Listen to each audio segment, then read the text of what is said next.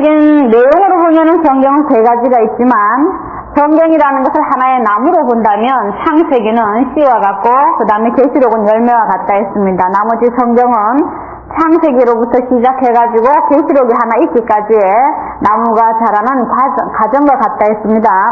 그래서 세상에서도 나무의 열매를 따먹음으로 인해서 그 나무 안에 있는 씨를 먹고 그 씨 안에 또한 씨라든지 잎이라든지 가지라든지 모든 것이 다 들어있습니다. 마찬가지로 이 계시록 하나를 알게 됨으로 인해서 우리는 성경의 창세기도 알고 모든 가지 잎과 같은 그 다음에 성경 내용 모든 것을 알게끔 되어 있는데요. 그래서 이 성경 계시록은 총 22장까지 있다 했습니다. 22장 우리 한 쌍 생각하시면 된다 그랬죠. 계시록은 22장입니다. 22장에 몇 절요?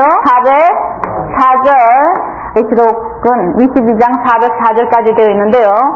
성경이라는 것은 우리가 일반적으로 아담의 사건부터 인류의 어떠한 역사라든지 위대한 역사, 전지전능한 역사를 우리가 많이 생각을 했지만 사실은 성경에 기록되어 있는 여러 가지 사건, 역사 이러한 것은 특정한 인물들이 특정한 장소에서 있었고 어떠한 특정한 어떠한 사건을 얘기를 해놓은 것이지 인류의 어떤 전체적인 역사라든지 인류사, 즉 세계사라든지 그러한 것이 기록이 되어 있지 않다 했습니다. 그래서 하나님께서 아담의 역사부터 보면은 이 지구입니다. 지구상에 천국이 없습니다. 하나님의 나라 영의 세계에는 천국이 형성되어 있지만 그래서 천국을 이 지구상에 만들기 위해서 최초로 선택한 백성이 아담이라는 사람이었습니다. 그래서 아담은 여러 면에서 최초의 사람인데 하나님이 선택한 선민의 최초의 시조가 되고요. 또한 하나님이 영생을 주겠다라고 약속한 첫 사람이고요. 그 다음에 또한 그 영생의 약속을 저버린 최초의 대도자이면서 유대교의 시조라고 했습니다. 그래서 이 사람이 하나님에게 영생을 얻을 수 있는 기회를 맞이했지만 영생의 그 약속을 지키지 아니함으로 영생이 이루어지지 않았습니다. 그래서 하나님은 이때부터 하나님이 그 땅에 사람을 영생시키고자 하자를 쉼없이 해오셨는데요. 이것이 마지막에 기록돼 와가지고 이것이 완성이 됩니다. 그래서 이 영생이라는 것이 하나 완성이 되기 위해서는 성경에서는 죄도 사람으로 말미암아 왔은즉 부활도 사람으로 말미암습니다. 그래서 사람으로 말미암는데요. 이 계시록도 특정한 장소에서 특정한 인물들에게 일어나는 사건이고 특정한 인류 전체의 사건이 아니고 특정한 장소에서 일어나는 특정한 인물들과 특정한 사건을 다루고 있는 것이라고 했습니다. 그래서 춘향전이라는 것은 남원에 있는 춘향이 얘기고 춘향전에 나오는 핵심 인물은 춘향이와 이도령과 변사또가 세 사람이 핵심 인물이라 했습니다. 이 세 사람의 삼각관계를 기록해 놓은 것이 춘향전이듯 말입니다. 우리 계시록도 인류 전체에 일어나는 사건이 아니고 한 곳에 이루어지는 사건이며 춘향전같이 핵심 인물이 있다 했습니다. 그래서 핵심 인물이 성경에 계시록에 대도자, 멸망자, 구원자 그렇게 나오는데 삼각관계로 이루어지고 장소는 계시록이 이루어지는 장소는 하늘 장막이라는 장막 이거 여러 가지로 불린다고 그랬죠. 장막이라는 곳에서 세 인물이 삼각관계가 이루어지는 대도, 멸망, 구원의 사건이라고 했습니다. 그래서 계시록은 전체적으로 몇 가지 특성이 흐르고 있는데요. 그 중에 하나가 계시록이라는 것은 계시를 받을 때나 실제로 이루어질 때에 실상의 계시를 줄 때에 반드시 한 사람에게 주고 또 그 사람이 보고 들은 것을 증거한다라는 그 증거가 2장 3장 빼놓고 각 장 초절에 보면 내가 보니 내가 들으니란 말로 일관을 해가지고 22장 8절에 보면은 보고 들은 사람은 나 요한이다 해서 한 사람이 4장을 본 사람이 5장도 보고 그래서 결국 1장부터 22장까지가 모든 지구에 있는 서로 사람에게 동시다발적으로 부분적으로 계시가 내릴 수 없고 1장부터 22장까지 오직 한 사람이 22장까지 보고 듣게끔 그렇게 되어 있다라는 거 그것이 하나의 특성이라고 했고요. 그 다음에 또한 이 계시록의 사건은 도용이나 또는 가관하지 못하도록 반드시 어떤 사건을 얘기하고 있기 때문에 앞의 사건과 뒤의 사건을 전후 사건을 이해시키기 위해서 반드시 이일후라는 말이 6번이 나온다고 그랬습니다. 6번이 나오고요. 그 다음에 또한 계시록은 7개의 인이 떨어지고 그 다음에 7개의 나팔이 불러지고 그 다음에 7개의 대접이 쏟아지는 그러한 순리로 되어 있고요.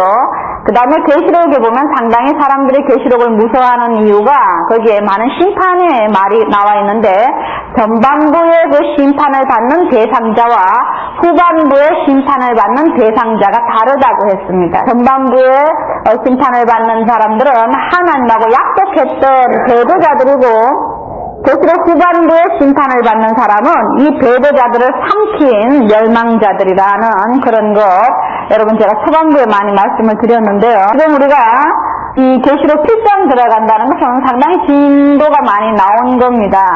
1장 1절에서 8절까지는 전체적인 내용이 합축되어 있는 것이고 계시록의 얘기는 9절부터가 시작입니다. 그래서 소설에도 발단이 있고 전개가 있고 위기가 있고 결정이 있고 결말이 있음과 같이 계시록의 얘기도 어떠한 얘기가 쭉 전개가 되다가 클라이막스 가다가 쭉 이렇게 해서 마무리가 되게 되는데요.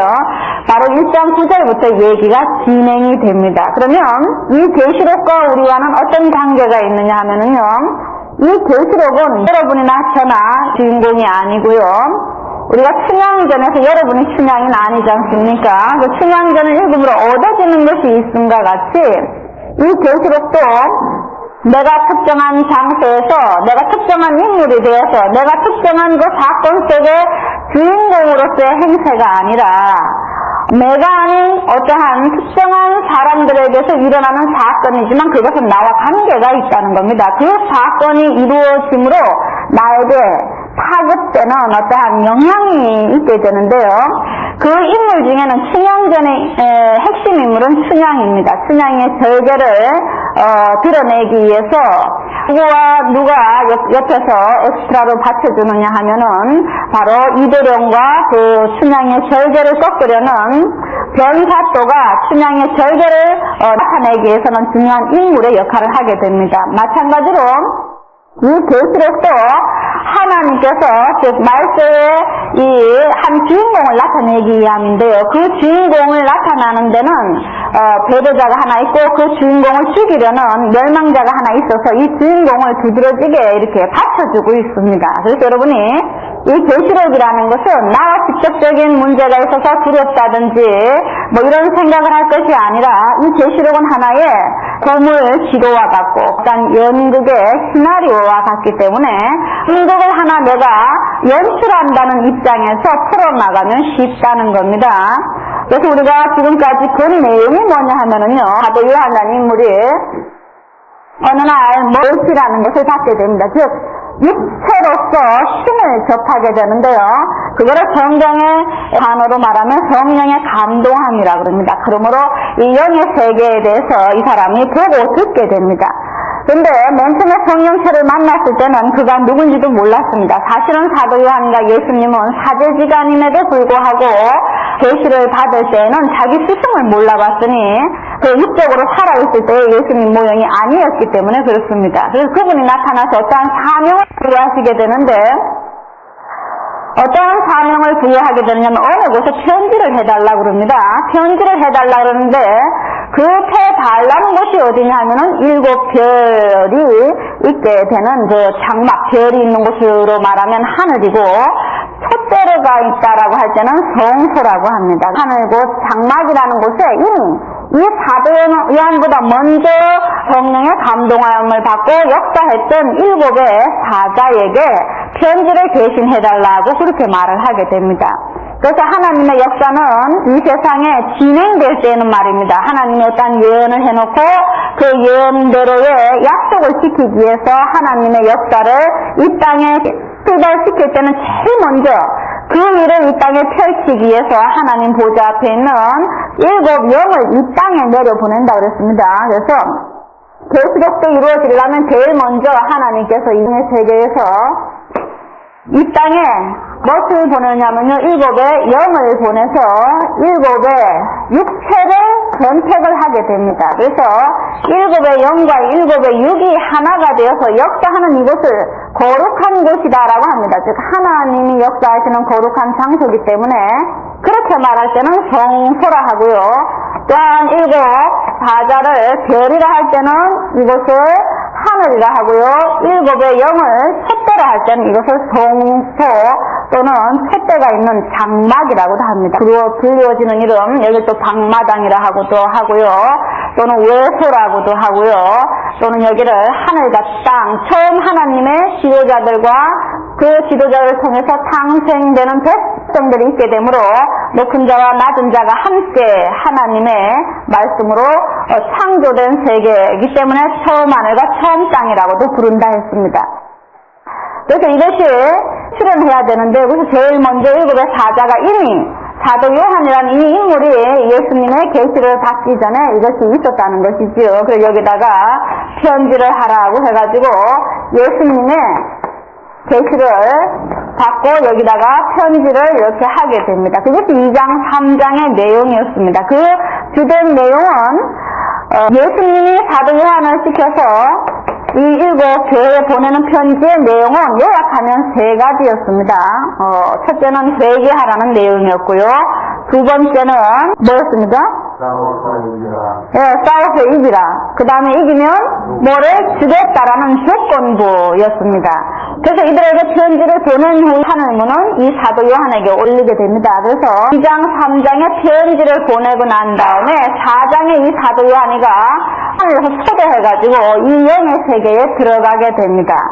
그래서 2일 후라는 것이 4장 1절에 한 번 나오는데, 반드시 계시록 시대의 영의 세계에 천국에 들어가는 사람은 계시록 2장 3장에 편지 보내지 아니한 사람은 이 사도 요한처럼 하늘에 올라갈 수 없게 돼 있습니다. 그래서 오늘날 많은 사람들이 하늘로 올라간다 그러고 예수님을 만났다고 그러지만, 우리가 계시록을 안다면은 그 예수님을 만났다는 사람한테 예수님이 어떻게 생겼더냐, 예수님 오른손에 뭐가 있더냐라고 물어볼 수가 있습니까? 만약에 그에 증거하는 바가 이 계시록에 맞지 않는다면 그는 거짓말입니다.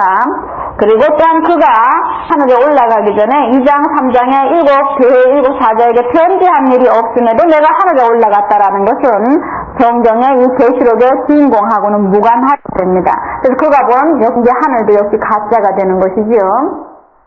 어쨌든 4장의 이 영의 세계에 올라가서 영의 세계의 조직을 글로 표현해 놓은 것이 계시록 4장인데, 계시록 4장은 위에서부터 이렇게 밑으로 설명이 되어 있는데, 영의 세계에도 올라가니까 이 세상에도 사람은 다 같은 사람이라도 대통령이라는 사람이 있고 평민이라는 사람이 있어서 하나의 권세가 다름과 같이 영의 세계에도 올라가니까 영권이 달라서 하나님과 그 다음에 그 천사들의 영권에 의해서 불려지는 이름도 있고 사역에 따라서 불려지는 이름이 다르고, 그 다음에 그들의 어떤 구성 조직이 다 있더라는 겁니다. 장로의 역할을 하는 영도 있고요.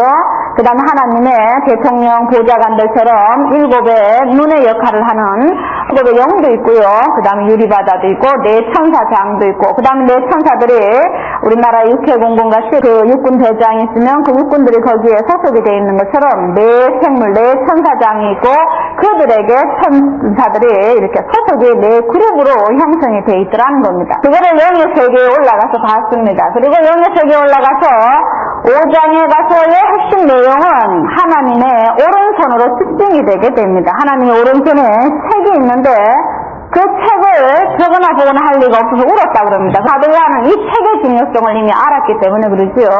어쩌면 하나의 책이라는 단어로 표현하는 것은 이걸 대위법이라고 하는데, 하나님의 감추어진 말씀, 그것이 열려야만 사람은 영생을 하게끔 되어 있습니다. 왜 성경책이 세상 책과 다르고 모든 세상의 유명한 과학자나 박사도 성경책을 찾아야 되느냐 하면요, 세상에 많은 책이 있지만 영생하는 비법을 기록하고 있는 유일한 책은 바로 성경책 하나밖에 없기 때문에 어떠한 입장에 있는 사람이든 영생을 안 하고 싶은 사람은 없습니다. 그 다음에 이 성경책은 살아서 공부를 못했으면 죽어서라도 공부를 해야 하는 사람에게 있어서는 필독서입니다. 그래서 베드로전서 3장과 4장에 읽어보면은 옥에도 제가 죽은 자들에게도 예수님께서 이 성경을 가르치고 있다고 나옵니다. 그래서 어차피 사람은 이 육체를 떠나도 죽지 않습니다. 뭐가 죽지 않느냐면요, 나라는 존재는 육체를 떠나면 옷을 벗음과 같이 하나를 벗었을, 허물을 벗었을 뿐이지 나는 없어지지 않습니다. 그러나 내가 하나님과 함께 하나님의 세계에서 사느냐, 하나님에게 버림받은 세계에서 사느냐, 두 갈림길이 있게 되는데요. 반드시 한 번은 심판이 있다라고 히브리서 9장 27절에 보면 나와 있습니다. 그래서 심판받으면 한 곳은 하나님과 함께 사는 천국이라고 일컬는 것이고요. 한 곳은 하나님에게 버림받아서 그 세계에 영원히 들어가지 못하는 세계에서 사는 지옥이라는 세상입니다. 그래서요, 이쪽 천국도 안 가고 나는 지옥도 안 가겠다고 그럴 수가 없다는 것입니다. 그래서 성경이 모든 사람에게 필요한 것은 사람이 나는 천국도 안 가고 지옥도 안 가고 나는 내 세계에서 살겠다고 할 수 없기 때문에 두 길 중에 하나는 반드시 선택을 해야 되기 때문에 우리는 살았어든지 죽었어든지 공부를 해야 된다는 겁니다. 그런데 성경에 배울 수 있으면 청년의 때에 정신이 밝을 때에 성경 공부를 하라고 되어 있습니다. 어쨌든 이 영의 세계에 올라가니까 책이 하나 있는데 그 책은 사도 요한이가 볼 때 중요하다는 걸 알았기 때문에 그것이 봉해졌는데 7개의 인으로 봉해졌더라는 겁니다. 원래 그것은 2장 3장에서 우리가 보면은 7개 이 사자가 영을 받아가지고 희미하게나마 등불과 같이 펼쳐졌던 말씀입니다. 그러나 그들이 이방의 압력을 받아서 침입을 받아서 그들의 세력에 의해서 등불이 꺼졌고요. 그들은 이기지 못함으로 이것이 봉해졌기 때문에 7개의 인으로 봉해졌더라는 겁니다. 그래서 울었는데요. 장로 중에 하나가 울지 말라. 예수님이 다시 뗄 거라 해가지고 그 인을 하나하나 떼는 것이 6장에서 6개를 뗐습니다. 6장에서 뗄 때 보니까 여러 가지 사건이 일어나는데 그걸 떼면서 어들을 심판을 하더라는 겁니다.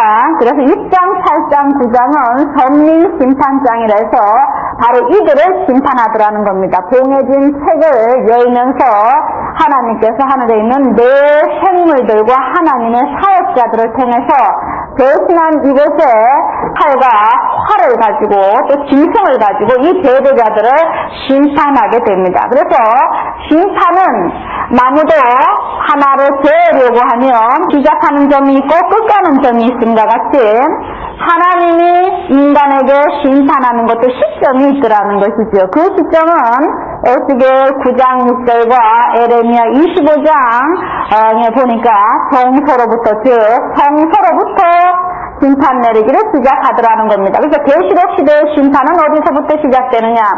바로 7의 영이 들어섰던 7의 사자 이들이 하나님을 대신했기 때문에 여기서부터 심판을 해서 온 세상에 심판이 벌어진다는 거 우리 6장에서 봤습니다. 그러면서 6장에서 우리가 하나 중요하게 여겨야 되는 것은요.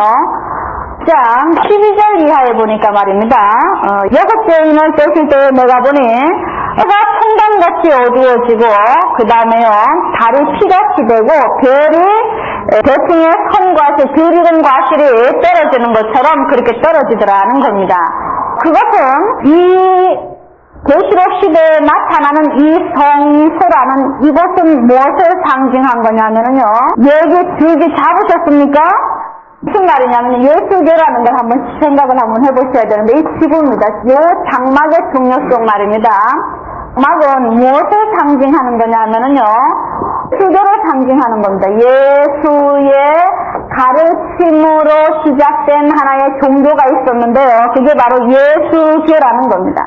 예수의 가르침을 바탕으로 해가지고 조직이 하나 형성된 것이 있는데 이것이 예수교입니다. 예수라는 사람이 나타나서 어떤 가르침을 시작해가지고 그 가르침을 자꾸 전파하는 세계가 바로 이것이 예수교인데요. 예수는 예수교의 시조입니다. 시조. 처음 시작한 사람. 신약은 예수교가 어떻게 시작되었으며 예수라는 사람은 어떻게 잉태되고 그 사람이 어떻게 죽어서 어떻게 예수교의 시조가 되었는가. 그 예수교의 발단과 시작과 그 다음에 예수의 가르침은 어떠했고 예수교는 어떻게 전파되었다는 예수교의 그 번성과 그 다음에 이 예수교가 어떻게 맞을 것이라는 것이 신약의 핵심 내용입니다. 왜 맞춰야 되느냐면요. 예수님은 자기의 가르침을 종이시라고 비유를 했습니다. 그런데 예수교에 예수가 죽음으로 말미암아 마치 하나의 천지를 해로 말미암아 태양계가 형성되었는데요. 해가 없어진 것과 같으니 이 예수교의 예수 없는 예수교는 그야말로 해가 없는 밤과 같은 예수교가 되었습니다. 그럴 때에 가라지라는 마귀가 여기에 들어와가지고 예수의 가르침이 아닌 고린도서 11장 4절에 보시면 다른 예수, 다른 복음, 다른 영을 뿌리게 됩니다. 그것을 성경에는 예수께서 그러한 일이 있을 것을 미리 예고하시고 가라지라고 표현을 해 놓으셨습니다. 이것이 예수님 생전에 살아계실 때 미리 예고하신 건데요. 바로 13장 24절에서 25절, 그 다음에 37절에서 여기 쭉 읽어보시면 요거 비유와 해석이 나옵니다. 예수님께서 말씀하시기를 천국이라는 것은 이 땅에 형성되는 천국이라는 걸 설명하면은 하나님, 천국은 원래 이 땅에는 없습니다. 그러나 하나님 나라는 천국입니다. 이 땅에 천국이라는 것이 없기 때문에 모든 어명이 있는 것은 반드시 씨로 말미암아 형성이 되는데 우리나라는 개천절이 있듯이 말입니다. 단군이라는 씨앗으로부터 우리의 조선이 생겼다라고 하는데요.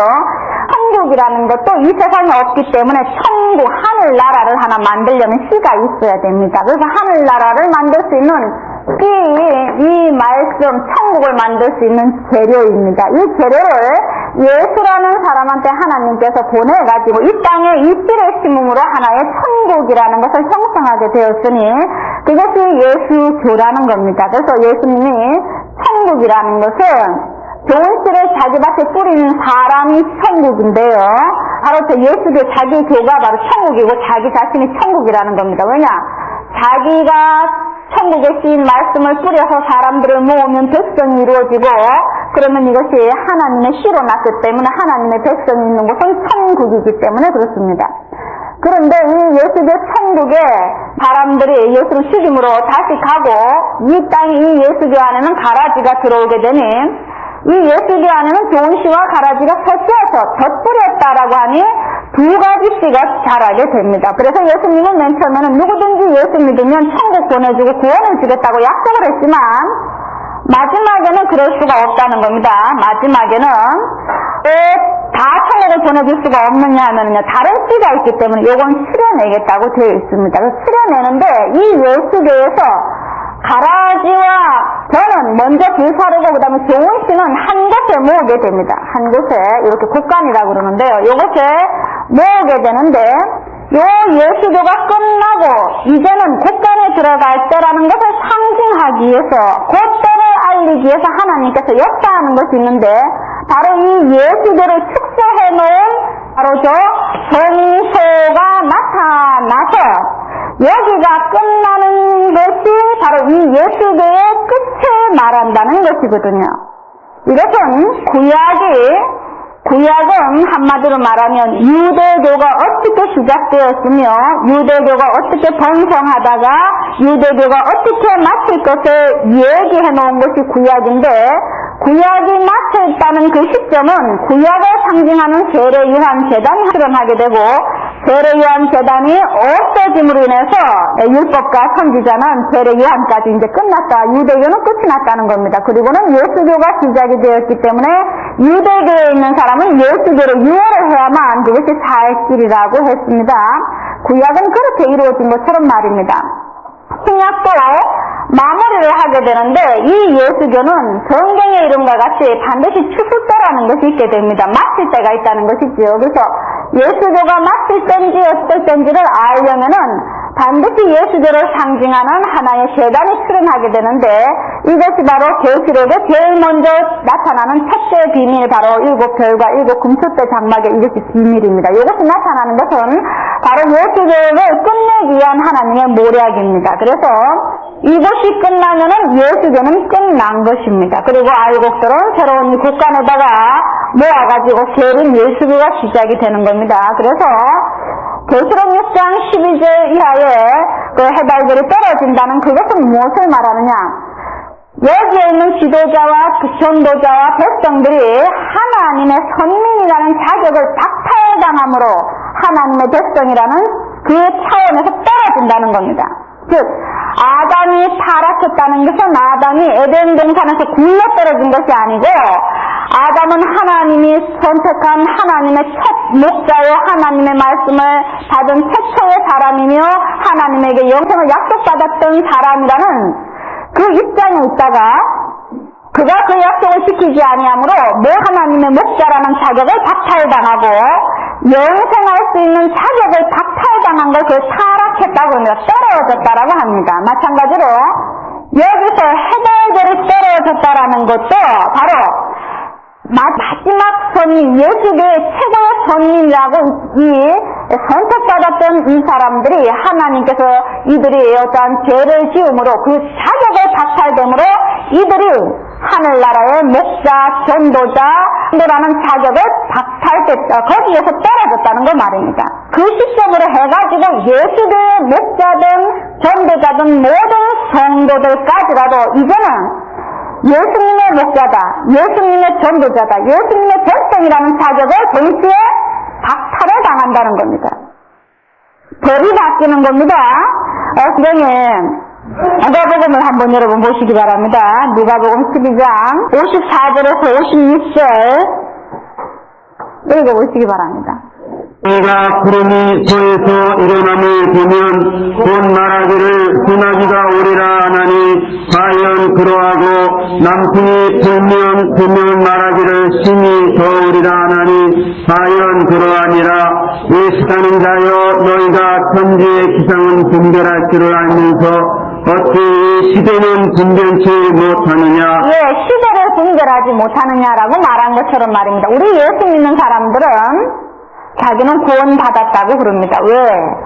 성경이 법대로 했기 때문에요. 어떠한 법에 의해서 그대로 약속대로 지켰느냐 하면 로마서 10장에 9절부터 13절 거기를 읽어보시면 한번 누구든지 입으로 시인하고 마음으로 예수를 하나님이 죽은 자 가운데서 살리셨다는 것을 믿는 사람은 누구든지 주의 이름을 부르는 사람은 구원을 얻으리라는 그 약속에 의해서 예수를 주로 시인했고 자기는 분명히 그 법에 의해서 구원을 받았다는 겁니다. 또 하나의 그 법이 있는데 바로 마가복음 16장입니다. 여기 한번 가서 읽어보십시오. 예, 거기 법에 의해서 말입니다. 누구든지 예수를 주로 시인하고 세례를 받고 그러면 표적도 따르는데 무슨 독을 마실지라도 해를 받지 아니하며 귀신을 쫓아내고 병든 자에게 손을 얹은 즉 나으리라라는 그러한 역사도 보기도 하고 자기도 체험을 했으니까 자기는 분명히 구원받은 것이 확실하다고 그럽니다. 저도 그랬고 여러분도 그렇게 지금까지 믿어왔습니다. 그런데 말입니다. 성경은 어떠한 법이 하나 제정이 되면은 그러면 그 법에 시효 기간이 있게 됩니다. 시효 기간 아시죠? 법에 효력을 발생하는 기간이 있는데 새로운 법이 하나 더 생기게 되면은 그 법은 구법이 되고 새로 생긴 법은 신법이 됩니다. 그래서 세상 법에도 신법은 구법에 우선한다는 말이 있습니다. 즉 구약의 유대인들에게는 여호와를 믿는 자는 누구든지 구원을 얻으리라라는 그 법이 무정이 되어가지고 예수 직전까지 세례 요한까지는 그것이 계속 유지가 됐습니다. 그러나 예수님이 오셔가지고 딱 법을 끊어버리고 새로운 법을 제정했으니 로마서 2장 28절에서 29절을 읽어보면 초면적 유대인이 유대인이 아니요 이면적 유대인이 유대인이요 할례는 마음에 할지니 그러한 말씀을 하셨습니다. 그 다음에 요한복음 1장의 11절을 읽어보면은 누구든지 예수를 주로 영접하는 그가 하나님의 자녀가 된다라는 새로운 법이 하나 설정됨으로 말미암아 구약 유대인들에게 누구든지 여호와의 이름을 부르는 자는 구원을 얻으리라는 그 법이 굴법이 되고 예수님이 새로 제정해서 발표한 신약이 신법이 됩니다. 그래서 예수 시대에 살던 사람은 유대교인이라 할지라도 예수를 믿지 아니하면 새로운 법에 의해서 저촉을 받습니다. 즉 구원함을 얻지 못합니다. 그러한 것은 때에 따라서 법이 바뀌게 됩니다. 그러면 여러분들은 하나님은 어제나 오늘이나 영원토록 동일하시다 그러는데 어떻게 하나님의 법이 바뀌느냐고 그렇게 말씀을 하시는데요. 그거는 바뀌겠다고 약속을 해놨으니까 바뀌죠. 계절도 어떡합니까? 계절도 봄이 가면 여름이 오는 것처럼 계절도 바뀌는 것처럼 하나님의 법도 바뀐다는 겁니다. 그래서 우리가 누가복음 아까 12장 몇 절에서 읽었죠? 54절 이하에 읽어보면 뭐를 분별하라? 때를 분별하여 시대를 분별하라는 말입니다. 그래서 우리가 예수 믿은 거 여러분 잘하셨습니다. 그 다음에 예수를 주님 이렇게 부르신 것도 잘하셨고요. 그 다음에 마음으로 믿어서 의에 이룬 것도 당연한 말씀이고, 또한 예수님의 이름으로 병든 자를 낫게 하셨거나 또는 병이 나은 것도 잘하신 겁니다. 그러나 그것이 계속 이어지진 않습니다. 어느 때까지만 그 법이 유효하고 그 다음부터는 여러분 새로운 한 차원의 높은 법을 지켜야만 더 좋은 것을 받게 되고, 만약에 새롭게 제정된 법을 지키지 않는다면 그동안에 주신 까지라도 빼앗고 그 다음에 불법을 한 자가 되어서 여러분은 가지 못할 곳에 가게 됩니다. 그래서요, 그걸 잘 아셔야 되는데요, 그 시점을 예기하기 위해서 미리 기록한 것이 계시록이라는 책입니다, 여러분. 그래서 계시록의 법이 시효가 될 때는 여러분 법이 바뀐다는 걸 알고 새로운 신앙을 가지셔야 됩니다. 그때는 법이 어떻게 바뀌어버리느냐? 어떻게 바뀌느냐 하면은요, 이렇게 바뀝니다. 장 21절 이하 읽어보시죠. 나더러 주여 주여 하는 자마다 천국에 다 들어갈 것이 아니요 다만 하늘에 계신 내 아버지의 뜻대로 행하는 자라야 들어가리라.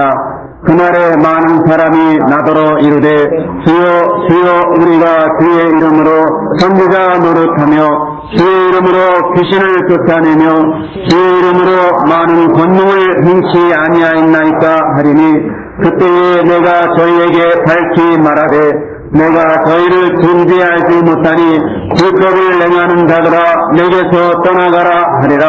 그러므로 누구든지 나의 이 말을 듣고 행하는 자는 됐습니다. 어느 때는 갑자기 예수님께서 돌변을 하신다는 겁니다. 어느 때 돌변을 하신다는 겁니다. 어느 때는 주여 주여 하면은 주의 이름을 부르는 그 자체만이라도 그야말로 믿음이 있다 해서 구원을 주신다라고 말씀을 하시더니 어느 때가 되니까 확 바뀌어버리죠. 주여 주여 한다고 다 어디 갈 것이 아니요? 천국 갈 것이 아니요? 귀신 쫓아내고 선지자 노릇했다고 해가지고 뭘 행한 자들아? 오히려 불법을 행한 자들아, 불법자들로 매장을 시키는 때가 있다는 겁니다. 너무너무 놀랍지 않습니까, 여러분? 그리고요, 또 21 6장 1절 세례 받으라 그랬는데 이제는 세례도 받지 말라는 때가 있으니 그런 때가 있다는 겁니다, 여러분. 읽어보시죠. 그러므로 우리가 그리스도 도의 처벌을 버리고 죽은 행실을 회개함과 하나님께 대한 신앙과 세례들과 안수와 죽은 자의 부활과 영원한 심판에 관한 교훈의 토를 다시 닦지 말고 다시 닦지 말아라. 이제는 고난해라라는 시점이 있다는 겁니다. 세례도 안수도 받지 마라. 그러는 때가 있다는 겁니다. 언제는 뭐 받으라고 하셨는데요? 세례 받고 그러라 그랬죠? 세례 받고 귀신 쫓아내고 그런 것이 예수를 믿는 증거다라고 축제를 해주시다가 어느 때가 되니까 이제 세례도 받지 말고 안수도 받지 말고 귀신 쫓아낸 것은 오히려 불법이다라고 그렇게 선포할 때가 있다는 것을 여러분 아셔야 됩니다. 그 시대가 어떻게 된 겁니까? 완전히 바뀌었어요. 여러분 제가 횡단보도 자꾸 비유를 드는데 오늘날 말입니다. 교통사고가 옛날에 횡단보도가 여기 있었습니다. 그러다가 횡단보도가 여기 있는 것이 전체적으로 불편하다 해가지고 새롭게 그 나라에서 이쪽으로 횡단보도를 했어요. 근데 이 주변에 살던 어느 사람이 항상 습관적으로 이쪽을 걸어다니던 습관이 되어가지고 이것이 희미하게 지웠는데 희미하게라도 있는 것 같아요. 그래서 일로 지나가다가 끽 해가지고 치웠습니다. 그래가지고 법정에 섰어요. 치인 사람하고 이 사람을 상해한 사람하고 거기에 가서 누가 졌느냐면 이 사람이 졌습니다. 이 사람이 무단? 그걸 뭐라 그러죠? 무단. 어떻게 알았어요? 그냥 무단 횡단자가 돼서 이 사람이 졌다는 겁니다. 똑같습니다. 이와 같이 예수대 초반부터는 예수만 믿으면 천국 보내주겠다라고 그렇게 약속을 하시고 예수 믿는 자에게는 이러한 표적도 나타나니까 마음대로 행해도 좋다. 그러시고 또 세례도 받으라. 그렇게 해가지고 막 역사하다가 어느 끝점에 와가지고 완전히 돌변을 하시는 거예요. 기도를 시킨다는 겁니다. 주여 주여 한다고 이제는 천국 보내주는 때가 아니다. 그 다음에요. 이제는 위신 쫓아내고 그런 것도 이제는 불법으로 간주를 한다. 그 다음에 세례 받는 것도 이제 그만 받으라고 딱 법을처럼 배정하는 겁니다. 이거 너무 황당하죠? 그러면은 예수 믿는 사람들이 막 반발할 거 아닙니까? 예수만 믿으면 천국까지 무슨 다른 법이 필요있느냐고 그렇게 할 거 아닙니까? 옛날 유대인들이 여호와를 믿으면 다 천국 갈 줄 알았는데 자기보다도 못생긴 예수가 50도 못된 예수가 나타나가지고 나를 말미암지 않고는 하나님께로 나갈 자가 없다라고 약을 올리니까 죽였지 않습니까? 그런 것처럼 오늘날도 어느 십자가에 한 사람이 나타나가지고 이젠 예수 믿는다고 그렇게 해도 소용없고 세례받아도 소용없고 고쳐도 천국 못 간다 라고 그러니까 그동안 그렇게 해왔던 사람이 이 사람 죽이고 싶겠죠. 그러나 우리가 성경을 자세히 보면 그런 때가 있다라는 걸 시인해야 됩니다. 그것이 바로 언제냐, 바로 계시록이라는 말씀이 개봉이 되어가지고 6장이라는 시점이 끝났을 때입니다. 여러분, 계시록 몇 장요? 6장이 끝나게 되면 이때부터 법이 완전히 새롭게 됩니다. 6장에 해달들이 떨어졌다는 것은 예수교의 모든 해와 같이 예수교를 집행하던 목자들의 말씀을 받아서 달과 같이 간접적으로 전도를 양육하던 전도자들의 자격, 그 다음에 목자와 전도자를 통해서 양육받던 하나님의 성도라는 자격을 완전히 박탈시키고 새롭게 출발한다는 시점입니다. 이때부터는 어떤 법에 있게 되느냐면요, 진리라는 것이 하나 개봉이 됩니다. 즉 부분적인 것이 완전히 멈추고 완전한 높은 차원의 말씀을 개봉해 주시게 됩니다. 그 대가로 이제는 아무것도 안 준다는 말이 아니요, 그거를 지금까지의 말씀이 사탕이라고 말하면 이제는 밥이라는 완벽한 더 좋은 말씀을 주니까 이 말씀을 받고 부분적인 것을 이제 그만하라는 말입니다. 그럴 때 하나님이 놀라운 말씀을 개봉을 시키니 그것이 바로 계시록이라는 겁니다. 이미 뗐다라고 그러는데요. 자, 이러한 말, 그래서 그때부터는 계속 주여 소리 지르고 병 고치고 세례 받고 그런 사람들을 뭐라고 그러냐, 귀신 들렸다 그럽니다. 자, 그것이 어디 있느냐면요, 갈리 2장법에 의한데요, 갈리 2장 9절에서 12절 법, 여기 이렇게 법이 바뀝니다. 예, 한번 찾아서 읽어보십시오. 악한 자의 임함은 사단의 역사를 따라 모든 능력과 표적과 거짓 기적과 불의의 모든 속임으로 맹랑한 자들에게 임하리니 이는 저희가 진리의 사랑을 받지 아니하여 구원함을 얻지 못함이니라. 그러므로 거기서 진리의 사랑을 받지 아니하면 절대 뭐 받을 수 없다? 구원을 받을 수 없다는 겁니다. 여러분, 사람은 완전한 구원에 이르려면 반드시 사랑을 받아야 되는데 무슨 사랑요? 진리의 사랑. 그럼 사랑을 알겠는데 진리가 뭔지 모르겠죠. 진리가 뭔지 저희 한번 17장 17절 저희를 진리로 거룩하게 하옵소서.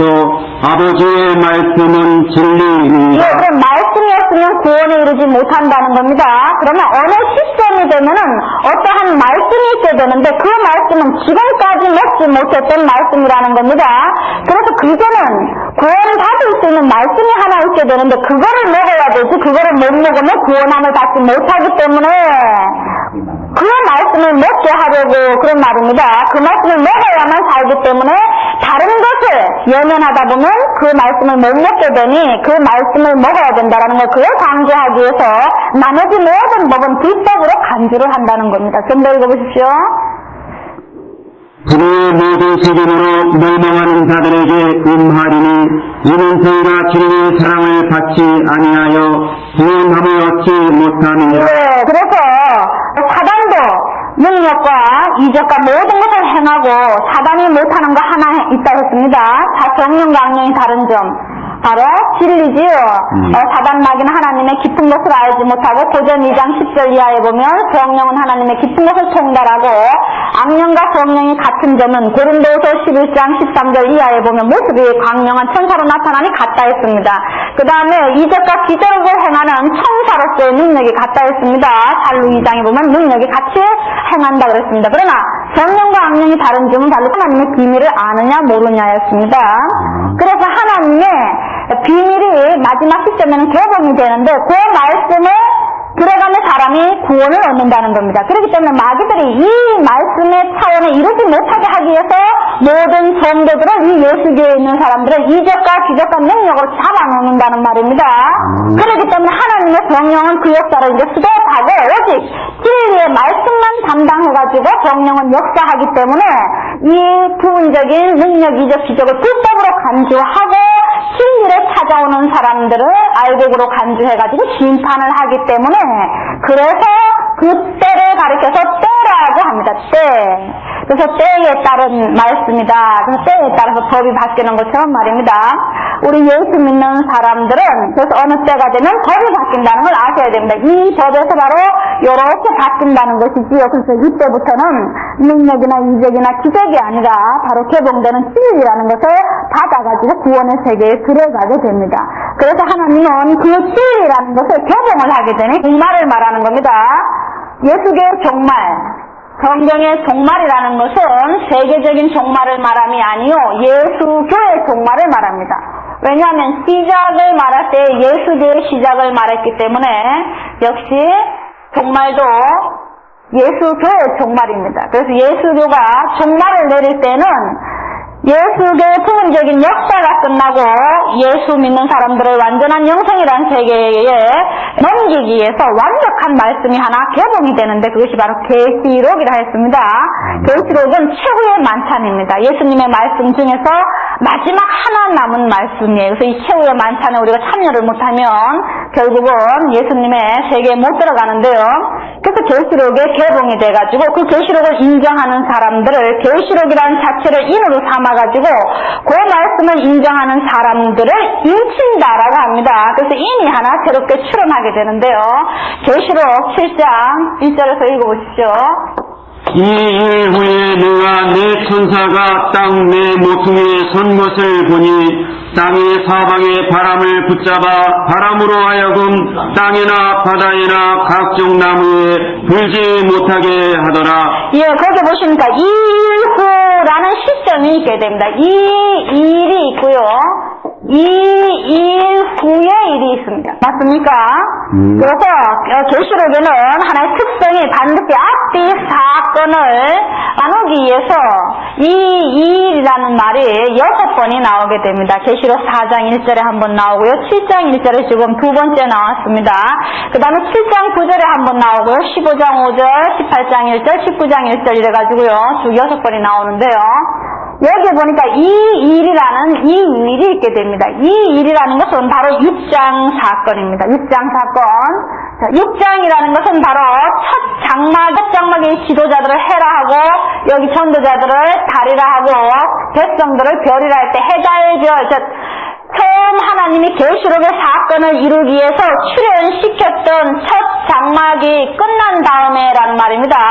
6장 12절 이하에 제가 지금까지 설명한 하나님의 예수교의 역사가 마무리 시사를 내린 다음에 그 말입니다.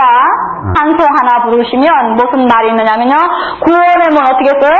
열렸다 닫혔다라는 것처럼 예수교도 열릴 때가 있으면 예수교도 닫힐 때가 있습니다. 그럼 예수교가 열릴 때는 예수 출현했을 때입니다. 그럼 예수교가 닫힐 때는 예수교를 마무리하고 재림 예수님의 세계를 여는 때를 말합니다. 자, 그런 것처럼 말입니다. 여기서 이 일 후라는 것은 바로 예수교, 초림 예수교의 세계를 끝난 다음에 7장의 일이 있게 된다는 겁니다. 그럼 7장의 일은 반드시 몇 장이에요? 6장의 사건이 있은 다음에 이루어져야 된다는 겁니다. 6장의 사건을 다시 한번 말씀을 드리면 말입니다.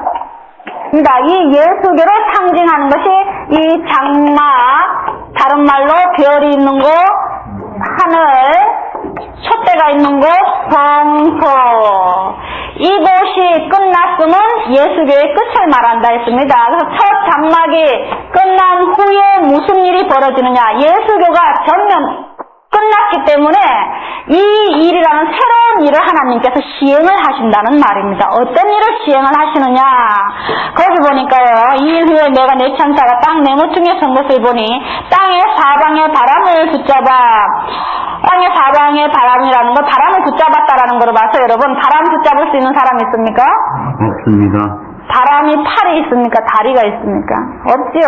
바람은 붙잡을 수 없으면 여기 바람은 문자적인 것이 아니고 비유적입니다.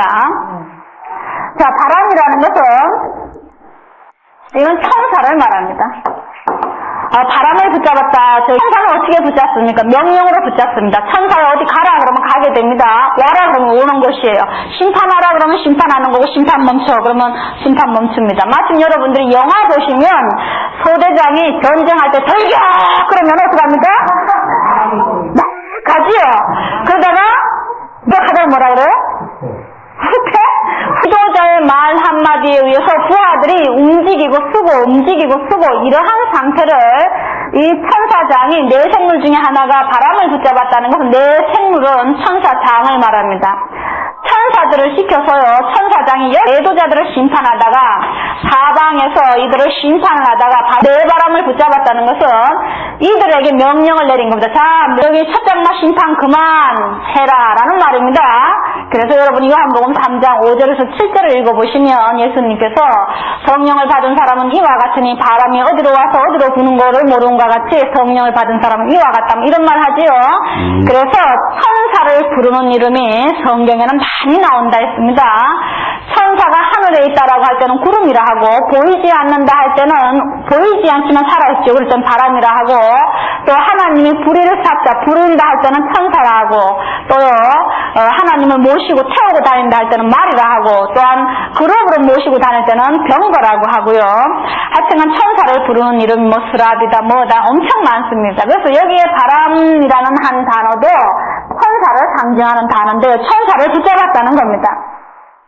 붙잡아 바람으로 하여금 땅이나 바다에나 각종 나무에 불지 못하게 하더라. 육적인 바람이야 육적인 나무에 불지만 천사는 여기에 하나님의 백성들을 성경에서 나무라고 합니다. 하나님의 말씀을 씨라고 할 때에 이 말씀의 씨로 자란 사람들을 지식의 사람, 하나님의 말씀을 가진 사람들을 나무라고 하는데요. 이 나무에 불지 못하겠다라는 말은 심판을 하지 못하겠다는 말입니다. 땅이나 바다라는 것도 역시 사람을 일컫는 말입니다. 땅은 창세기 2장 7절을 보면 사람을 흙으로 만들었다 했으니 남을 땅이다 흙이다. 누가복음 8장 15절에 보시면 좋은 땅에 있다는 것은 땅이 아니요 착하고 좋은 마음이라고 나옵니다. 그래서 이 바다라는 것도 사람을 인산인해를 할 때 많은 사람을 말합니다. 그래서 여기 있는 사람들, 여기에 이제 심판을 일단 멈춰라라는 말입니다. 왜냐? 할 일이 있기 때문에 그렇습니다. 자, 무슨 일을 해야 되느냐 하면은요, 여러분의 다른 천사가 살아계신 하나님의 인을 가지고 새로운 역사를 하기 때문에 그 일을 멈추라고 한 것입니다. 자, 그래서 거기 보시면 무슨 일을 행할 것이냐? 인이 출현을 하게 됩니다. 2절. 인을 가지고 나타나게 되는데요. 자, 이 인이라는 것은 한복음 3장 33절 한번 가보시기 바랍니다. 자, 이 무엇인가? 그 증거를 받는 이는 하나님을 참되시다 하여 인쳤느니라. 예, 그의 증거를 받는 이는 하나님의 참되시다 하여 인쳤느니라. 그럼 증거를 받은 사람이 인을 맞았으면 증거 자체가 뭐가 되는 겁니까? 인이 되는 것이지요. 그래서 증거는 뭘로 합니까? 증거는 하나님의 이 말씀으로 하게 됩니다. 그래서 하나님의 말씀을 성경에서는 인이라고 합니다. 여러분이 어떠한 토지나 집이나 사고 팔 때 뭐 찍습니까? 도장. 그것은 내 것이다라는 것이지요.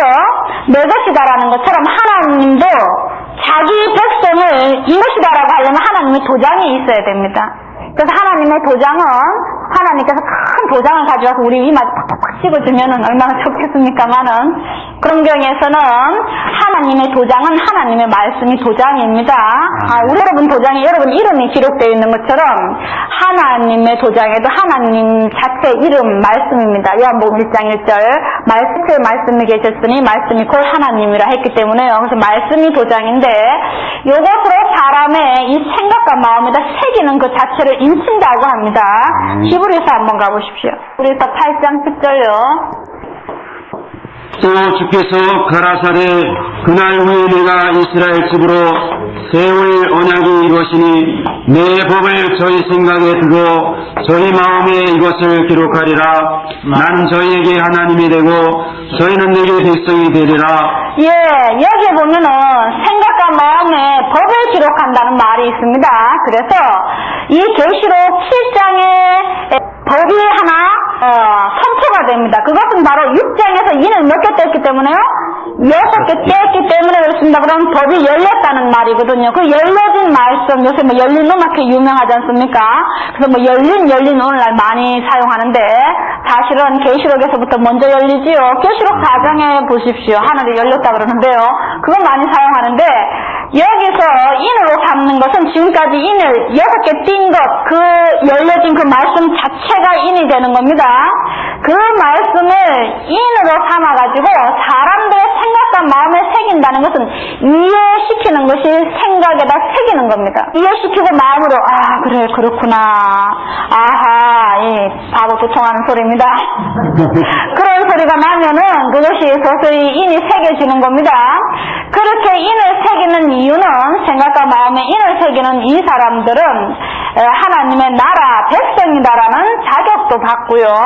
그 다음에 하나님의 제사장이 될 수 있는 그런 자격을 가지게 되는데 상당히 중요한 과정입니다. 그래서 둘째 시간 사람이 살다가 어느 한계에 부딪혀서 예수를 믿은 사람은 예수를 믿게 되는 그 상황은 여러 상황입니다. 어떤 사람은 어떠한 시점 얻게 되었을 때 거기서 예수를 만나서 온 세계 그 예수님 믿는 세계로 들어오는 분도 있고요.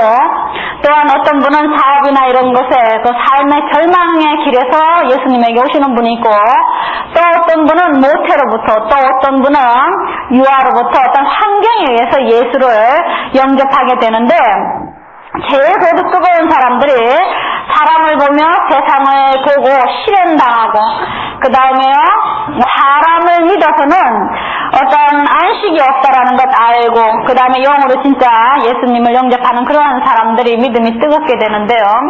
저는 그 찬송을 부를 때마다 정말로 그렇다라는 거 저는 그런 간증하고 싶을 때가 많습니다. 여러분 그래서 제가 법의 시효, 법이 끝나는 거 뭐 이런 거 얘기했습니다. 우리가 예수를 믿지만 이제는 각자 개인의 신앙을 추수할 때가 됐다는 겁니다. 지금은 이제는 예수 믿으시오라는 것이 저 유대, 서남아시아, 이스라엘부터 시작했지만 이제는 우리 대한민국에서 오히려 이스라엘에 예수 믿으라고 전도를 가게 됩니다. 그래서 완전히 예수 믿으라는 거는 이제 끝났고 예수 믿는 사람들이 하나님에게 이제 보상을 받아야 하는 그러한 추수기에 지금 들어와 있습니다. 그래서 여러분의 신앙도 지금은 정립을 하셔야 되는데 정립하지 아니하면 보상을 받지 못합니다. 즉 우리가 다 같이 마라톤을 달렸다고 칩시다. 여기 보면 고린도전서 9장 운동장에서 다름질하는 자들이 다 달아날지라도 오직 상 없는 자는 하나인 줄을 너희가 알지 못하느냐. 너희도 어떠로 이와 같이 다름질하라. 이기기를 다투는 자마다 모든 일에 절제하나니 저희는 썩을 멸류관을 얻고자 하되 우리는 썩지 아니할 것을 얻고자 하노라. 그러므로 내가 다름질하기를 향망 없는 것 같이 아니하고 싸우기를 허공을 치는 것 같이 아니하여 내가 내 몸을 쳐 복종하게 함은 내가 남에게 전파한 후에 자기가 도리어 버림이 될까 두려워함이로라. 예, 우리는 다 같은 천국이라는 여기가 천국의 고린 지점입니다. 여기 천국. 여기는 예수의 시작은 천국으로 들어갈 수 있는 사건으로 시작하면은 시작점이었습니다. 그래서 많은 사람이 달리기를 시작했다는 겁니다. 선한 경주 싸운다고 합니다. 선한 경주 다 싸우고 선한 싸움 다 싸우고 의의 멸류관 그러듯이 선한 싸움을 우리가 싸운다는 경주했다는 것과 같은 말입니다. 그래서 달리기를 했다는 겁니다. 어느 사람은 치통으로 달려간 사람도 있겠고요. 어떤 사람은 고전 9장에 보니까 향방이 없다. 100m밖에 안 되는 천국길을 하더라도 왔다가 갔다가 가만히 있다가 또 조금 신나면 갔다가 또로 실망하면 쭉 내려왔다가 그 다음에 또 신나면은 할렐루야 전도했다가 또 좀 실망하면 주여 이렇게 내려왔다가 진짜 뭐 오늘 저 부흥 강사 그러지요. 그분은 맨날 저기서 여기까지 뛰어갔다가 찬송가로 주여 그러다가 주여 이런다 그러면 그런 사람은 이런 사람도 있고 그래서 법을 잘 알아야 되는데요. 이제는 예수교가 시작한 점은 벌써 2000년이라는 세월이 지났습니다. 그래서 수수기에 와가 지금 우리가 지금 여기 시점에 와 있는 겁니다. 근데 여기로 들어가느냐, 어떻게 하느냐, 지금 요 수수기에 들어와 있습니다. 그때 우리가 여기 들어가려면 지금까지 달리기를 아무리 잘했다 하더라도, 마라톤을 아무리 잘했다 하더라도 꼬린 지점을 두고 여기 안 들어가면 1등 합니까? 못합니다. 어떻게 잘하세요, 그렇게? 잘하시네요. 여기까지 뛰어와가지고 후 다 왔구나. 딱 멈추면 안 되죠. 예? 그 다음에 여기까지 왔어도 다른 사람 다 들어간 다음에 끝나 꼼대로 들어가면 그동안 달려온 것이 헛된 겁니다. 소용이 없어요. 그래서 우리가 한 구절 더 읽어봅니다. 히브리서 10장 36절에서 여러분 39절 한번 가보실 겁니다. 너희에게 인내가 필요하면 너희가 하나님의 뜻을 행한 후에 약속을 받기 위함이라. 잠시 잠깐 후면 오실이가 오시리니 지체하지 아니하시리라. 오직 나의 의인은 믿음으로 말미암아 살리라. 또한 뒤로 물러가면 내 마음이 거기서 저를 즐거우십시오. 뒤로 물러가면 내 마음이 저를 기뻐하지 아니하리라 하시니라. 우리는 뒤로 물러가 신문에 빠질 자가 아니요 오직 영혼을 구원함에 이르는 믿음을 가진 자니라. 예, 그래서 거기 보시면 잠시 잠깐 후면 오실리가 오시리니 지체하지 아니하시리라. 그래서 인내를 가지고 조금만 더 뛰라는 겁니다. 그 자리에 10년에 빠지거나 뒤로 물러가는 자를 하나님이 기뻐하시지 않는다고 되어 있습니다. 그래서 우리는 요 시점에 지금 와 있는데요. 그래서 이때는 꼬린 지점에 여기 들어가야 됩니다. 들어가기 위해서는 그 시점을 알아야 된다는 말이죠. 우리가 그 시점을 맞이했다라는 것은 어떻게 아느냐? 계시록의 말씀이 봉해져 있다가 열린다는 겁니다. 개봉이 됐다는 거예요. 최후의 계시록의 말씀이 하나님이 마지막 남겨준 말씀. 그래서 저는 이 계시록을 도시락이라고 말을 합니다. 도시락 여러분 소풍 갈 때 보면 엄마가 아침밥을 줬는데 또 언제 먹으라고요? 점심 때 먹으라고 싸주는 밥 있죠. 그와 같이 예수님이 오셨을 때 주신 밥은 아침밥이고, 예, 예수님 오실 때 먹으라고 싸준 것은 계시록인데 도시락이다. 오시기 직전에 풀어 먹어야 됩니다. 그래서 그 말씀이 열릴 때는 그것이 인이 되게 됩니다. 그래서 그 열리면서 그걸 가르치는데요. 그 가르치는 것을, 그 열린 그 자체를 하나님의 말씀 인이라고 하고요. 그거를 가르치는 그 자체를 인을 친다라고 합니다. 인을 친다. 그래서 초림 때 보면 예수님은 하나님에게 인을 받은 분인데요. 그 말이 나와 있습니다. 자, 요한복음 6장 27절 한번 가보십시오. 요한복음 6장 27절입니다. 썩는 양식을 위하여 일하지 말고 영생하도록 있는 양식을 위하여 하라. 이 양식은 인자가 너희에게 주리니 인자는 아버지 하나님의 인치신 자니라. 예, 거기다 줄거놓으십시오. 인자는 예수 아닙니까? 인자는 아버지 하나님의 인치신 자입니다. 누구의? 그렇죠. 하나님의 인을 받은 자가 바로 누굽니까? 예수님입니다. 그 인을 받았다는 이 말은 이건 비유를 한 것인데 실질적으로 이걸 해석을 하면 요한복음 17장 8절 한번 가보십시오. 나는 아버지께서 내게 주신 말씀들을 거기다 줄거놓으십시오. 나는 아버지께서 내게 주신 무엇을요? 말씀들을. 그럼 아버지는 누굽니까? 하나님이죠. 예수님에게 뭘 주셨다고요? 말씀. 그렇죠. 말씀을 준 것이지 어떤 도장을 준 것이 아닙니다. 도장으로 예수님 이마에 딱 띄워준 게 아니고 하나님께서 예수에게 주신 것은 무엇이다? 말씀이다라는 겁니다. 그러면 이 말씀을 하나님이 주셨는데요. 자, 이 말씀을 받으시고 그러시기 위해서는 어떠한 예수님이 경험을 하셨느냐면요. 요한복음 3장 11절에서 13절 여기 한번 가보시겠습니다. 그런 경험을 하시기 위해서 자, 진실로 너희에게 이르노니 우리 아는 것을 말하고 본 것을 증거하노라. 증거하노라 이렇게 말하죠. 증거가 아까 뭐라 했습니까? 인이라고 했죠. 예, 근데 우리 아는 것을 말하고 본 것을 말한다. 근데 어디 가서 배웠고 어디 가서 봤는지 읽어보십시오. 그러나 너희가 우리 증거를 받지 아니하는도다. 내가 땅의 일을 말하여도 너희가 믿지 아니하거든. 하물며 하늘 일을 말하면 어떻게 믿겠느냐. 하늘에서 내려온 자 곧 인자 외에는 하늘에 올라간 자가 없느니라. 예, 하늘에 올라가서 모든 것을 어떻게 했답니까? 보고, 듣고, 그 다음에 뭐 했다 그럽니까, 이거를? 예? 증거했다. 그렇게 말합니다. 그럼 예수님은 하늘이면 어디입니까? 하나님에게 가서 뭔가를 듣기도 하고, 뭔가를 보시기도 하고, 그 하늘 것을 땅에 가지고 와서 그거를 증거했다 그럽니다. 그러면 그것이 하나님께서 보여주시고, 예수님에게 가르쳐 주신 그것이 뭐라고요? 인이라는 것이죠. 그럼 예수님이 자기가 보고 들은 것을 증거할 때, 그거를 인정하는 사람, 그 사람도 뭘 만든 겁니까? 맞았다는 겁니다.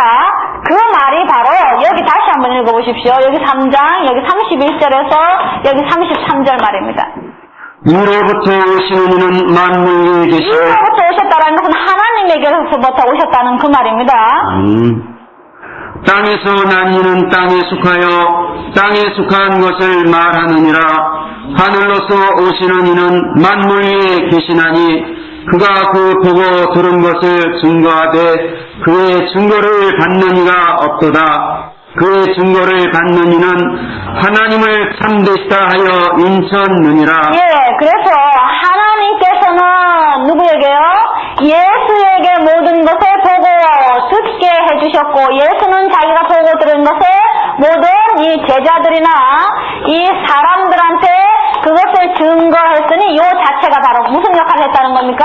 인의 역할을 했다는 것이죠. 이것이 바로 초림입니다. 이것이 초림. 초림이라는 것은 구약의 애언이 처음으로 이 땅에 예수를 통해서 실현된 걸 그걸 초림이라고 합니다. 이것이 초림입니다.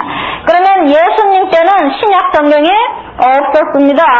예수님 때는 오직 구약만 있었는데요. 구약에도 말씀이 예수님이 오시기 전까지 봉해진 말씀이 있었는데 그것이 예언서입니다. 그런데 이 예언서가 개봉해졌다가 예수님이 와가지고 하나님한테 가가지고 배워서 그거 말씀을 다시 가지고 이 땅에 와가지고 사람들한테 이렇게 개봉을 시켜주셨거든요. 그것이 인의 역할을 해가지고 그 말씀을 듣고 인정하는 사람들이 그를 받았다라고 합니다.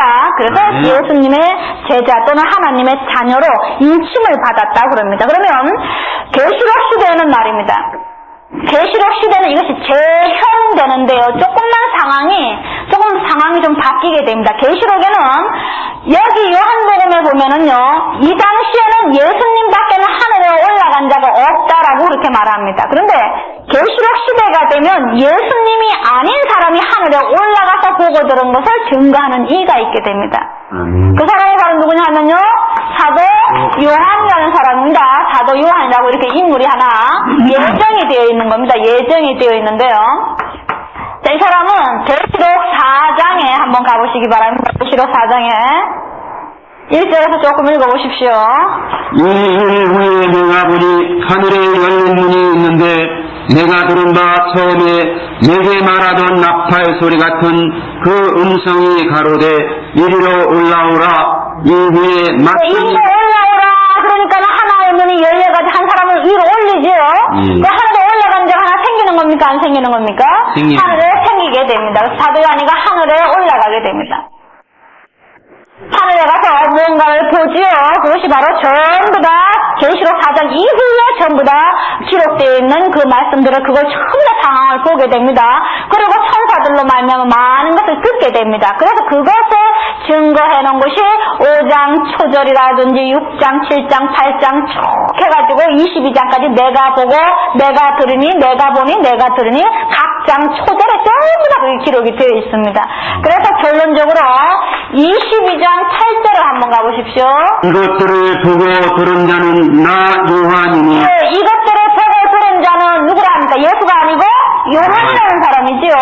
이 계시록이라는 이 계시록을 보고 듣고 들은 자 누구라 합니까?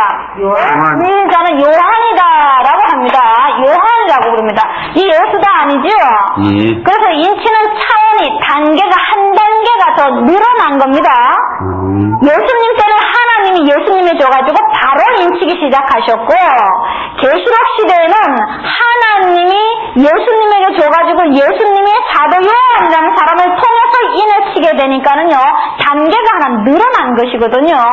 다시 한번 여러분 이걸 아시기 위해서 계시록 1장 2절을 다시 가보시겠습니다. 노아는 하나님의 말씀과 예수 그리스도의 증거, 그 자기의 본 것을 다 증거하였느니라. 네, 거기 줄거 놓으십시오. 나 요한은 그러지 이렇게 말합니다. 하나님의 말씀과 예수 그리스도의 증거까지라도, 자기의 본 것까지라도 다 증거한다. 그러니까 오늘날은 예수님이 직접 인치시는 것이 아니고요. 예수님이 누구 시켜서요?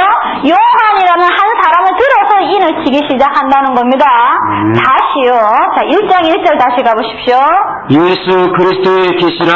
이는 하나님이 그에게 주사 반드시 속히 될 일을 그 종들에게 보이시려고 그 천사를 그 종 요한에게 보내어 지시하신 예, 것이라. 바로 단계가 그렇게 늘어났습니다, 여러분. 맨 처음에 예수 그리스도의 계시라. 이는 누가 그에게 주셨다고요?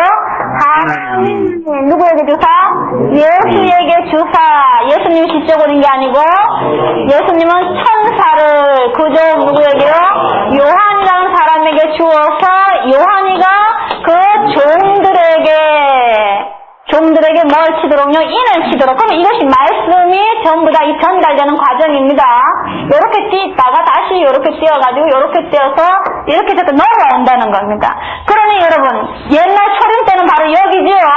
근데 오늘날은 이렇게까지 여기까지 와서 이렇게 늘어났습니다. 그래서 계시록 시대에는 인을 받는다는 것은, 계시록 시대에 인친다는 것은 예수 믿은 사람들 중에서 너는 알곡이다라고 인정시키는 그 말씀입니다. 예수 믿는 사람 중에서는 세 종류의 사람이 있습니다. 곡식으로 말하면 알곡하고 또요? 예, 그 세 가지가 있습니다. 그래서 진짜 알곡이다라고 인정을 받으려면은 이 계시록의 말씀이 사건으로 벌어져서 이 사건이 일어났을 때에 이것을 인정하는 사람만이 진짜 알곡이라고 인정이 되는 겁니다. 그래서 이 말씀을 개봉을 시켜가지고 일을 이루시고 이걸 가르쳐준다는 겁니다. 모든 예수 믿는 사람들에게 예수님이 예언하시고 이 일이 일어났다라고 이것이 증거할 때에 진짜 예수를 믿는 사람들, 말씀을 지키는 사람들은 이 사실을 믿어준다는 겁니다. 그래서 믿어주는 그 자체가 인 맞는다고 합니다. 그래서 계시록의 인, 계시록 시대에 인 맞는 것은 조금 차원이 한 단계가 늘어났다는 것. 근데 여기 문제가 되는 것이 이 사도 요한이라는 것이 문제가 됩니다. 우리는 이 계시라는 것을 여러분이 예언의 계시와 실상의 계시라는 걸 잘 모르는데요. 계시라는 것은 이 계시라는 것은 말입니다. 하나님의 생각에 있는 것을 받아서 글로 적은 이 사람들을 예언의 계시를 받았다 합니다. 예언의 계시. 예언의 계시입니다. 이것은 다니엘을 기억하시면 될 겁니다, 여러분. 다니엘서 12장 끝절부터 읽어보시면 다니엘이가 천사로부터 하나님의 계획을 받아 적었는데도 몰랐어요. 그 천사요, 이것이 무슨 뜻입니까? 이렇게 물었거든요. 그러니까 천사가 하는 말이, 다니엘아, 요거는 네 때에 이루어지는 일이 아니라서 너한테 가르쳐줄 수 없고 너는 가거라, 이렇게 말했습니다. 그 다니엘이가 자기가 써놓고도 몰랐는데 그런 사람들을 예언의 계시 받았다 해서 이 사람들을 예언의 선지자라고 합니다. 선지자라고 하는데요. 그 다음에 이 다니엘서가 오랜 세월 동안 이게 보존이 되고 전파가 됩니다. 이러한 일이 일어나리라고 많은 사람한테 전파된 다음에 진짜 다니엘서 같이 어떤 사건이 일어났을 때에 그 일어난 사건을, 실제로 일어난 사건을 실상이랍니다. 실제로 사건이 일어났을 때에 그 실제로 일어난 사건과 그 예언의 말씀을 이렇게 맞추어서 천사가 이렇게 가르쳐 줄 때에 그 계시를 받은 사람을 실상의 계시 받았다 그럽니다. 자, 그러면 여기서 지금 사도 요한이라는 인물은 요거는 여기서 원래 기록을 한 사람은 요한 계시록이다라고 해서요, 요한이가 기록한 겁니다. 요한이가 뭐 했다고요? 기록했어요. 무엇을요? 계시를. 그러면 요한이는 뭐만 한 사람이다? 기록만 한 사람이죠. 그리고 요한이는 죽었습니다.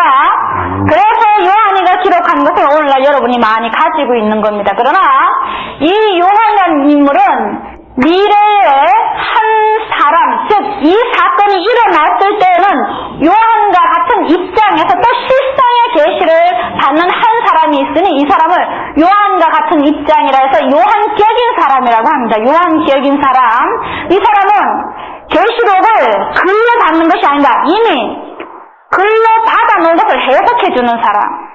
그래서 오늘날은 우리가 여기서 요한이라고 그럴 때는 옛날에 예수님의 제자를 생각하시면 안 되고요. 오늘날에 요한의 입장이 되어서 우리에게 풀어줄 사람을 여러분 아셔야 됩니다. 그 사람이 하나 있어야만 그 다음에 그로부터 계시록을 배우게 되면서 그것이 인이 되는 겁니다. 인 말입니다. 이렇게 해서 계시록이 이루어지는데 이것이 하나 출현한다는 겁니다. 계시록부터 다시 읽으십시오. 또 봄에 다른 천사가 살아계신 하나님의 인을 가지고 그러면 하나님의 인을 가졌다라는 건 뭐라 했습니까? 말씀. 예, 하나님의 여기서의 인은 뭐라고요? 이 계시록인데 뭐 된 계시록? 개봉된 말씀입니다. 개봉된 이 말씀을 가지고 그 다음에요. 해부터 올라와서 땅과 바다를 해돋는 데로부터 가져왔다라는 해돋는데 해돋는 데라는 것은 해가 돋는 데는 어디입니까? 동방이지요. 동쪽입니다. 이 동방을 말하는데 해돋는 데라는 것은 하나님의 역사가 시작되는 곳이 해가 돋는 곳입니다. 성경에서 해라는 것은 태양을 말함이 아니요. 태양을 말하는 것이 아닙니다. 해라는 것은 예수님이 자기를 가리켜서 나는 세상의 빛이다 라고 했기 때문에 예수님이 만약에 여기 있으면 여기가 어디입니까? 여기가 동방이에요. 예수님이 만약 저 이스라엘에 있으면 거기가 동방이고요. 예수님이 북한에 있으면 거기가 동방입니다. 그래서 해 돋는 데라는 것은 하나님의 역사가 시작되고 하나님의 말씀 받은 자가 있는 곳 말입니다. 그럼 해 돋는 데로부터 하면 하나님께서 말씀을 천사를 통해서 어떤 사람에게 줬다. 그러면 그 사람이 있는 곳이 어디라고요? 해 돋는 곳입니다. 거기서부터 시작한다는 말입니다. 해 돋는 데, 그럼 아담 때는 아담이 있던 어디가? 동방이 거기가 해 돋는 데고, 노아 때는 노아가 있던 아라랏산이 해 돋는 데고요.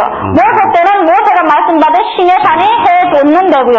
예수님 때는 감남산은 예수님 그 예루살렘 역사 거기 해 돋는 곳입니다. 그럼 계시록 때 해 돋는 데는 어디냐? 계시록 시대에 말씀을 받아 먹은 사람, 실상의 계시를 받은 그 사람이 있는 그곳이 어디다? 해 돋는 데. 이해되십니까? 그건 하나님의 역사의 시발점을 말합니다. 하나님의 말씀이 처음으로 회복되는 그 시작점을 해 돋는 데라 그럽니다. 해 돋는 데로부터 천사가 그래 가지고 올라오지요.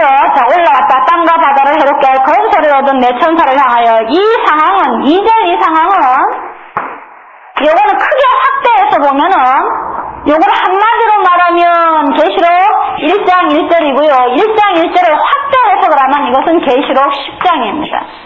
계시록 10장 하나님의 천사가 하늘에서 책을 가지고 내려오게 됩니다. 10장에 가서 자세히 배우실 거거든요. 어쨌든 계시록 7장은 여러분 삽입장입니다. 즉 그래도 옛날 얘기하다가 여러분 연속곡 보시면은 연속곡을 진행하다가 주일에 가게 됩니다. 그러다 갔다가 다시 현장으로 돌아오지요.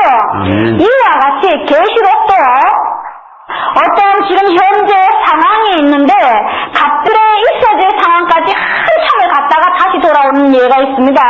그것이 바로 계시록 7장입니다. 계시록 7장에서 다 이루어지는 것이 아니고 7장은 미래에 이루어질 상황까지를 다 기록하는 삽입장입니다. 사실은 6장에 지금 6개의 인이 떨어졌으면 7개의 인에 대해서 얘기를 해야 되는데 6장 여러분 12절 한번 가보십시오. 6장. 내가 보니 6째 인을 떼실 때에 큰 지진이 나니 6째 인이 떨어졌지 않습니까? 근데 7째 인 떨어졌다는 말이 없고요. 그럼 7장에서 7째 인이 떨어져야 되는데 안 떨어지고 7째 인에 대한 얘기가 어디 나오냐면 8장 1절 가서 한번 읽어보십시오.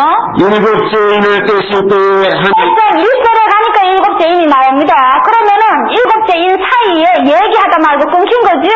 그래서 그것은 이 얘기가 1장 이후부터는 두 가지의 일이 동시에 이렇게 이루어지게 됩니다. 이것은 마치 무엇과 같은 거 하면은요, 스님하고 유대교의 마침을 상징하는 세례 요한이가 나타났습니다. 근데 요한이가 하는 말이 나는 세례를 하겠고 그는 흥행을 하겠다 이런 말을 하게 됩니다.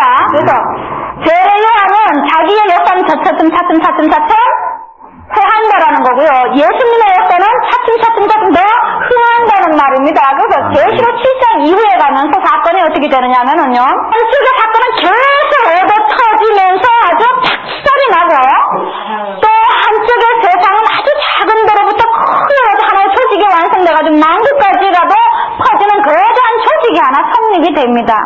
그 두 개의 시점의 교차점이 바로 6장과 7장입니다. 6장의 그 없어지는 세계는 초림 예수기의 세계가 점점 쇠하여 없어지게 되고, 그 6장의 예수님의 세계가 쇠하게 되는 그 시점을 알린 것인데요. 여기 한 예수교가 하나 쇠하여지면은 새로운 재림 예수교의 세상 하나가 작은 것부터 시작해서 점점 커지게 됩니다. 마침 뭐와 같으냐면요, 예수님이 출현함으로 말미암아 유대교는 점점 어떻게 해졌고요? 쇠하여졌고, 예수교는 점점 커진 것처럼, 그 두 개처럼 말입니다. 계시록의 두 개의 교차점이 바로 6장과 7장입니다. 그래서 6장부터 얻어 터지고 없어지는 것은 예수교 자체고요. 그 다음에 7장부터 점점 커지는 것은 재림 알곡의 세계입니다. 알곡을 자꾸 모으니까 점점 커지겠지요. 그러면 가라지도 자꾸 가르쳐가지고 이쪽을 자꾸 넘깁니다. 그러니 재림 예수님의 세계가 커진다는 그 얘기를 하기 위해서 7장이 삽입장입니다. 그래서 7장은 지금 그 얘기하는 겁니다. 이 예수교의 이 문을 닫고 새로운 예수교의 문을 연다는 겁니다. 예수교는 예수라는 사람이 기초가 되어서 하나의 그의 가르침으로 말미암아 예수를 주춧돌로 해가지고 이 예수교가 된 거고요. 다시 예수님의 알곡의 세계는 처음으로 말씀을 받은 이록으로 말미암아 계시록이 열리면 성경 66권이 다 열립니다.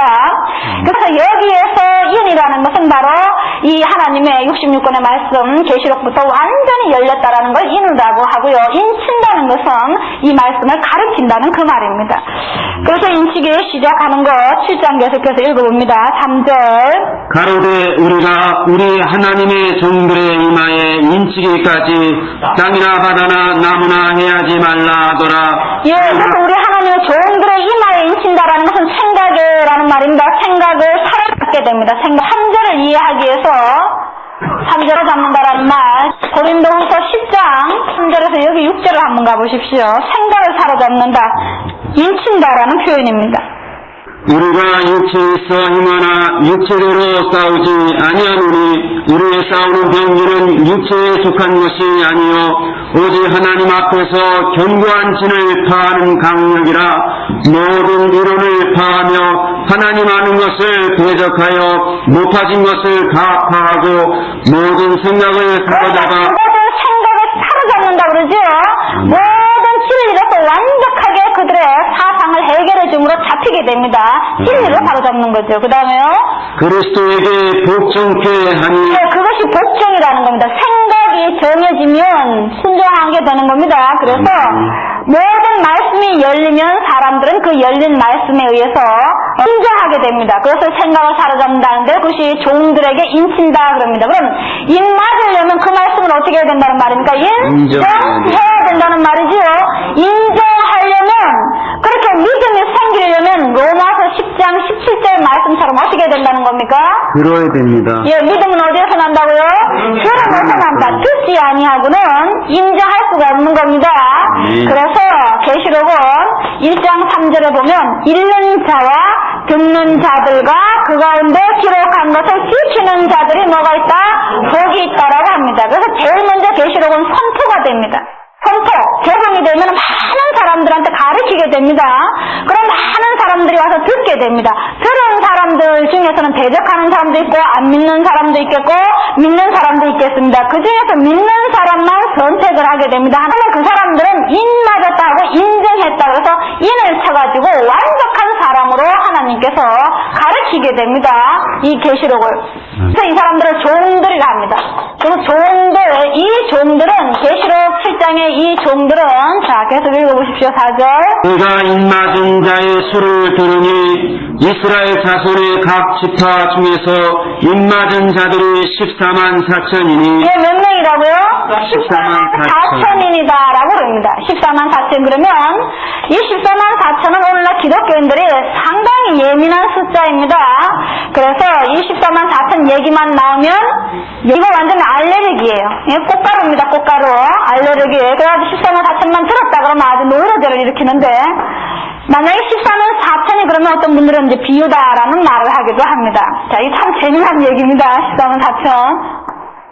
참 많은 사람 죽이고 살리는 얘기가 이 얘기이기도 합니다. 어떤 말씀은, 여러분, 칼이라는 것은 여러분이 흔히 듣듯이 의사의 손에 가면은 사람을 살리기도 하고요. 강도의 손에 가면 사람을 죽이기도 합니다.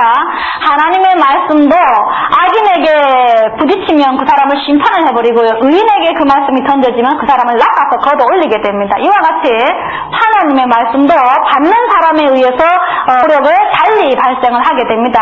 법이라는 것도 지킨 사람에게는 포상을 하게 되고 지키지 아니한 사람은 옥에다 가둬버립니다. 이와 같이 말입니다. 이 14만 4천이라는 것도 모르면 이 말씀에 걸려 넘어지고 이걸 알면 좋아서 이거를 받아들이게 되는데요. 14만 4천 년수는 왜 문제가 되느냐? 첫째는 제일 작기 때문에 문제가 됩니다. 왜 뭐보다 작으냐? 예수 믿는 사람보다 적으니까 문제가 되는 거예요. 이게 만약에 숫자 동그라미 하나 더 많다든지 이랬으면 사람들의 입은 이만해졌을 겁니다. 그래 이 숫자가 너무 작다 보니까 자기가 들어갈 자신이 없는 거예요. 그래서 이걸 비유라고 했으면 좋겠습니다. 그래서 이걸 비유라고 하는데 성경이라는 것은 늘 이거 기초 상식으로 얘기를 드립니다만은 내용이 세 가지가 있는데요. 역사나 교훈이라는 것은 그대로 문자적으로 읽어도 그렇게 그거 너무 잘못 해석하는 것이 없습니다. 그런데 이 성경이라는 내용에서 이 예언이라는 것은 풀어야 됩니다. 그래서 성경은 풀어야 할 부분이 있고 풀어야 할 이 말씀이 있는가 하면 풀지 이 말아야 할 말씀이 있습니다. 근데 이 풀어야 할 말씀은 풀어야 된다는 것은 비유, 즉 암호로 되어 있기 때문에 그렇습니다. 그럼 반드시 이 암호에 대한 것은 풀이 구절이 있게 마련입니다. 그래서 이 두 개의 한 점은 비유로 된 것은 제가 늘 잘 예를 드는 말이 계시록 12장 1절인데요. 거기에 보면은 한번 읽어보십시오. 하늘에 큰 이적의 부인이 해를 입은 한 여자가 있는데 계시록 12장에 보면요. 그거는 풀어야 할 말씀입니다. 왜냐하면 거기 뭐 해를 입은 여자가 하나 나오는데요 말입니다. 세상에는 원피스 입은 여자나 저같이 이렇게 바지 입은 여자는 많아도 해를 입은 여자는 세상에 없습니다. 만약에 여자가 해를 입어버리면 가졌지요. 그런데 이 여자는 해를 입고도 아이도 잘 낳고 그래요. 해를 안 입은 여자보다 말입니다. 그러니 이건 문자적인 것이 아닙니다. 이런 것은 납기가 문자적으로 보면 이것은 문자적으로 이렇게 읽으려고 그러면 이거는 불가능하고 이해가 안 되는 말입니다. 그리고 그거는 서로가 이렇게 말이 안 맞는데 그런 거는 풀어야 할 구절인데 그건 비유 구절이라고 합니다. 근데 이런 것은 풀어야 되고 여자도 풀어야 되고 그다음 아이도 됐다 하기 때문에 아이도 풀어야 되고 낳는다, 본다, 잉태한다 이런 것도 다 풀어야 됩니다. 동사, 명사 이거 전부 다 풀어야 되는데